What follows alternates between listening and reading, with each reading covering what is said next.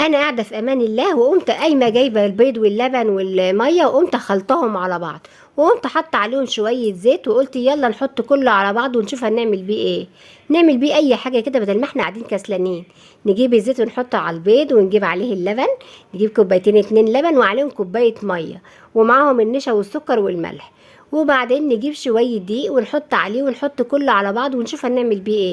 وتوفري لبيتك مش اقل من 200 جنيه. وفري لبيتك الفلوس وتعملي حاجتك في البيت، ولا تحتاجي تخرجي ولا تروحي ولا تيجي، وتبقى برضو في البيت لا كسل ولا حاجه. وننزل بالنشا والسكر والملح على الخلطه بتاعتنا اللي هي البيض واللبن والزيت. ونجيب كيس فانيليا وننزل عليه بكيس الفانيليا عشان يديله ريحه جميله كده وجباره. تيجي تحطي الفانيليا تلاقي الريحه كده ايه معاكي جميله وضربه كده وبتديكي ريحه جميله. وتجيبي المضرب بتاعك وتضربي بقى الخليط ده كله ضربا مجرحا كده. تفضلي تضربي. ما عندكيش مضرب كهرباء اعملي بالمضرب اليدوي. ما عندكيش مضرب يدوي اعملي بايديكي. اعملي بالخلاط اتصرفي. ونجيب 4 كوبايات دقيق بكوبايه نفس عيار الكوبايات الميه واللبن اللي احنا بنستعملها. وتنزلي واحده واحده كده وتضربي بالمضرب بتاعك. ومفيش مضرب اعملي بالمضرب العادي، المضرب السيليكون. كل الخليط هيبقى مع بعضه. ما شاء الله شويه خليط بسم الله ما شاء الله. ولادك بيجروا على المطاعم وعايزين ده، لا احنا نعمله في البيت. ونعمله ونملى البيت مليان خير. وتوفري لبيتك وتعملي حاجه نظيفه وطريه. في المطاعم ما بيعملوهوش باللبن والبيض، بيعملوه بالميه. وقمت جايه حطاه في شفشق معاكي علشان يكون سهل عليا وما دوخش روحي. واجيب صينيه تيفال او مقلايه او اي حاجه مش بتلزق، واقوم جايه دهنها بمنديل كده زيت او سمنه، واقوم نازله عليه بالخليط بتاعنا يطلع الكريب الجميل اللذيذ ده.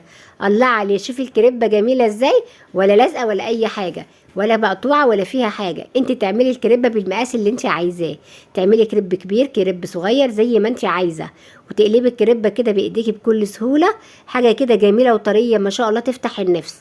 وتعملي كريب تاني، تجيبي الصينيه تاني وتدهنيها برضو بالزيت بمنديل كده مسحه منديل. وتعملي كريبك في البيت وتوفري معاكي مش اقل من 200 جنيه. وولادك ياكلوا ويشبعوا وتعملي حاجه نظيفه في بيتك. في المطاعم بيعملوه من غير بيض ومن غير لبن وبيبقى ناشف وعامل زي العجين. وهي دي العجينه بتاعتنا استعملناها حاجه جميله وحلوه واحنا قاعدين في البيت ولا كسل ولا حاجه. قومي بدري واعملي حاجتك وما تكسليش، واملي البيت خير وامليه كل حاجه ولادك بيحبوها. وادي الكريبه تاني، شوفي الكريبه جميله ازاي، الوش والظهر بتاعها منقط وجميل ازاي. وشوفي انا بلماها عشان اوريك ان هي ازاي هي طريه، ازاي هي طريه جدا. وتحسي ان هي عامله زي الملبن في ايديكي كده. هو الكريب بتاعنا لازم يكون طري ولذيذ عشان تعملي بيه ويبقى جميل ويخليكي بيتك مليان خير. وده اللي ولادك بيحبوه، وبيروحوا كل يوم المطاعم يجيبوا الواحده ب70 جنيه. وتحشيه باي حشوه تعجبك، باللحمه المفرومه ماشي، بالفراخ، بالشاورما، باللانشون، بالجبن، بالبطاطس، بالعسل، باي حاجه انت بتحبيها تعمليها ولادك يحبوها وياكلوها.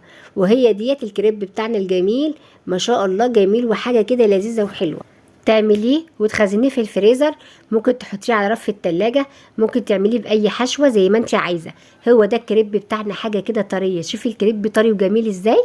الله عليه، كريب بيجنن بذمتك، مش احلى من المطاعم.